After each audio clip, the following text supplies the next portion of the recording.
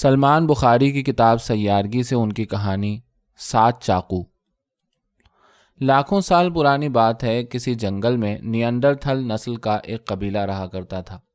کہنے کو تو یہ قبیلہ تھا، مگر اس میں صرف 7 مرد تھے اور ان کی بیویاں اور بچے۔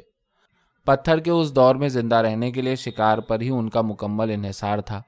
وہ دن بھر پتھروں کو پتھروں پر رگڑ کر نوکدار بنا کر ان سے اوزار بنایا کرتے اور ان اوزاروں سے جانوروں کا شکار کیا کرتے اور اپنے قبیلے کے پڑاؤ میں لا کر اس شکار کو کھایا کرتے اور آگ کو سجدہ کر کے سو جایا کرتے۔ کبھی کبھار ان کا کھانا کم پڑ جاتا اور وہ ایک دوسرے سے جھگڑا کرتے، مگر تیز دھار آلے نہ ہونے کی وجہ سے ایک دوسرے کو جان سے مارنے کی نوبت نہ آ پاتی۔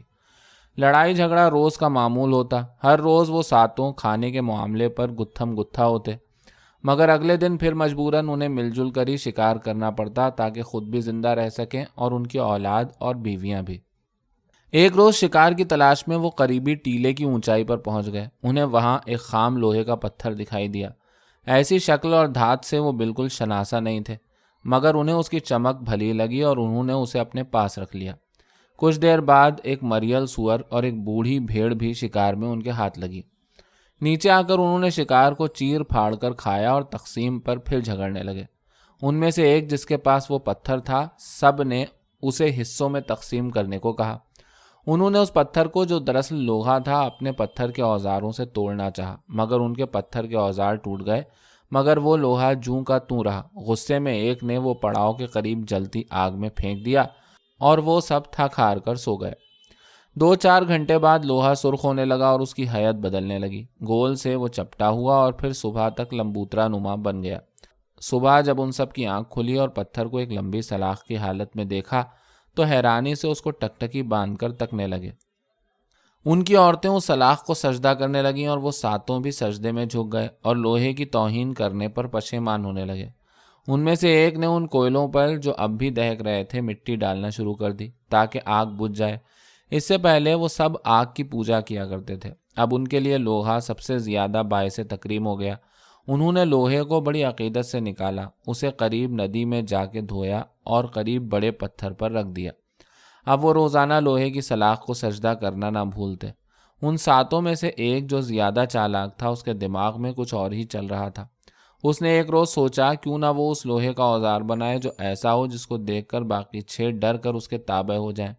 اس نے اس نایاب سلاخ کو اٹھایا اور دور جا کر ایک بڑے الاؤ کو جلا کر اسے گرم کر کے نرم کیا اور پتھروں سے کوٹ کر اس کو ایک خنجر کی شکل میں تبدیل کر دیا۔ اس کے بعد اس نے پتھروں پر گھنٹوں رگڑ کر اس کو تیز دھار چاقو میں بدل دیا۔ یہ سب دیکھ کر وہ خوشی سے اچھلنے لگا۔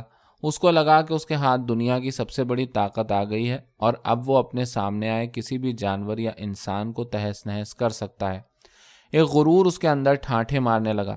اس نے چاقو کو دائیں بائیں تیزی سے گھما کر خود کو تیار کرنا شروع کیا۔ جلد از جلد وہ اس چاقو کو کسی کے سینے میں اتارنا چاہتا تھا۔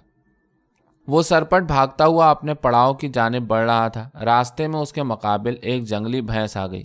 اس سے پہلے وہ 7 مل کر بھی بوڑھے اور لاغر چھوٹے چوپایوں کو شکار کر پاتے تھے اور اس کی وجہ ان کے نامناسب اوزار تھے، مگر اس بار اس اکیلے نے ہی ایک جست میں اس بھینس کی گردن میں وہ چاقو گھونپ دیا، جس سے وہ چند لمحوں میں سرد ہو گئی۔ اس کی خوشی کا کوئی ٹھکانہ نہ تھا۔ اس کے ہاتھ ایک عظیم طاقت آ چکی تھی جس سے وہ کسی کو بھی مار سکتا تھا۔ اس کی آنکھوں میں خون اترا ہوا تھا۔ جو ہی وہ قبیلے میں واپس پہنچا، وہاں باقی 6 نے اس پر حملہ کرنے کی ٹھانی۔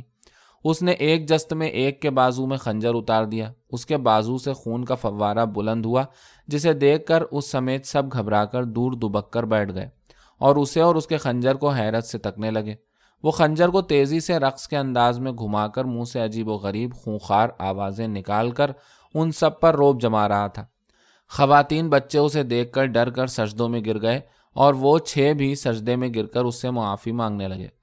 وہ ایک بڑے پتھر پر براجمان ہو گیا اور سب کو کہا کہ جاؤ اور بھینس جس کو اس اکیلے نے شکار کیا ہے اٹھا کر یہاں لاؤ اور اس کا سب سے اچھا حصہ اسے پیش کرو۔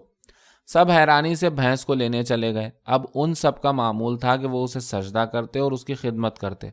وہ بھی سب پر اپنی دہشت بٹھانے کے لیے چاقو کے کرتب دکھاتا رہتا، مگر ایک دن نیند میں بڑبڑاتے ہوئے اس نے چاقو بنانے کی ترکیب اپنی بیوی کو بتا دی۔ جو یہ ترکیب سن کر بہت حیران ہوئی اور اس نے یہ ترکیب ایک اور عورت کو بتا دی۔ کچھ عرصے بعد ان میں سے ایک اور کو بھی خیال آیا کیوں نہ وہ بھی نایاب پتھر تلاش کرے جسے اوزار بنا کر انہی میں سے ایک شخص دیوتا کی حیثیت حاصل کر چکا ہے۔ یہ سوچ کر وہ ان ٹیلوں کی خاک چھاننے لگا۔ آخر کار ایک روز لوہے کا ایک ٹکڑا اس کے ہاتھ بھی لگ گیا۔ اس نے بھی اسے خنجر میں ڈھالا اور تیز دھار چاقو بنا کر ہی دم لیا۔ چاقو بنتے ہی وہ دیوانوں کی طرح خوشی سے ناچنے لگا۔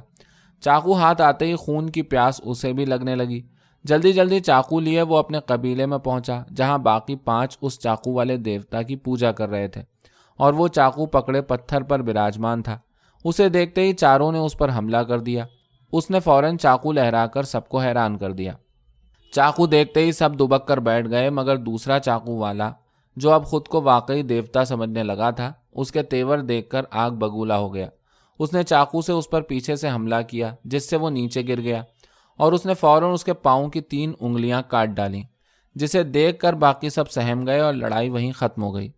اب دوسرے والے کو بھی ایک چھوٹے دیوتا کا درجہ مل چکا تھا، گو کہ اس کے پاؤں کی 3 انگلیاں کٹ چکی تھیں، مگر بہرحال چاقو اس کے پاس تھا اور اس کے ارادے بھی خطرناک تھے۔ بس اب باقی 4 اسی تگ و دو میں دن رات ٹیلوں کی خاک چھانتے پھرتے تھے کہ ان کے ہاتھ بھی وہ عظیم دولت آ جائے جس سے وہ بھی طاقتور بن جائیں۔ اس دوران پرانے دیوتا نے اپنی طاقت کو بڑھانے کا سوچا اور زیادہ بڑا چاقو حاصل کرنے کا سوچا۔ اس نے کچھ نایاب لوہا جو چاقو بنانے کے بعد بچ گیا تھا دبا کر رکھ چھوڑا تھا۔ اس نے سارا لوہا پگھلایا اور ایک تلوار بنانے میں کامیاب ہو گیا۔ تلوار ہاتھ میں آتے ہی اس کی خون کی پیاس بھڑک اٹھی۔ اس نے اپنا دبدبا ڈالنے کے لیے 20 بے زبان جانوروں کو تلوار سے ذبح کر ڈالا۔ قبیلے کی کئی عورتوں اور بچوں کی گردنیں اڑا دیں، جس کے بعد وہ خوف کی علامت بن گیا۔ اس واقعے کے بعد تو جیسے سب جلد از جلد چاقو اور تلوار کو حاصل کرنے کے لیے سرگرداں پھرنے لگے۔ کچھ اور کے ہاتھ عظیم لوہے کے کچھ ٹکڑے آ گئے، مگر ان کو کس طرح پگھلا کر تلوار اور چاقو بنانا ہے یہ ان کے بس کی بات نہ تھی۔ بڑے دیوتا کی ایک بیوی اپنے خاوند کی اس خونریزی سے بہت تنگ آ چکی تھی۔ اس نے وہ راز آگے پہنچا دیے کہ کیسے لوہے کو موم بنا کر پھر اسے اتنا مضبوط بنایا جا سکتا ہے۔ وہ راز آہستہ آہستہ سب تک پہنچ گیا اور چند سالوں میں ہی 7 مردوں کے پاس خنجر اور تلواریں آ گئیں۔ بس اس کے بعد لوہے کے ذخائر کی تلاش سب کا مقصد بن گئی اور ہر طرف الاؤ میں لوہا پگھلنے لگا اور اس سے تلواریں، خنجر، بھالے، تیر، نیزے بننے لگے اور وہ 7 آئے دن آپس میں ایک دوسرے پر جان لیوا ہتھیاروں سے وار کرنے لگے اور آہستہ آہستہ سب ایک دوسرے کو قتل کرتے چلے گئے اور ایک ایک کر کے سب مارے گئے۔ آج اس قبیلے اور ان کی اولادوں کا نام و نشان مٹ چکا ہے۔ صرف وہ تلواریں، نیزے، بھالے، تیر زمین کی گہرائیوں میں باقی ہیں۔ لاکھوں سال بعد ہماری زمین کی گہرائی سے بھی ہائیڈروجن بم، ایٹم بم برآمد ہوں گے، مگر ہم سب یقیناً موجود نہ ہوں گے۔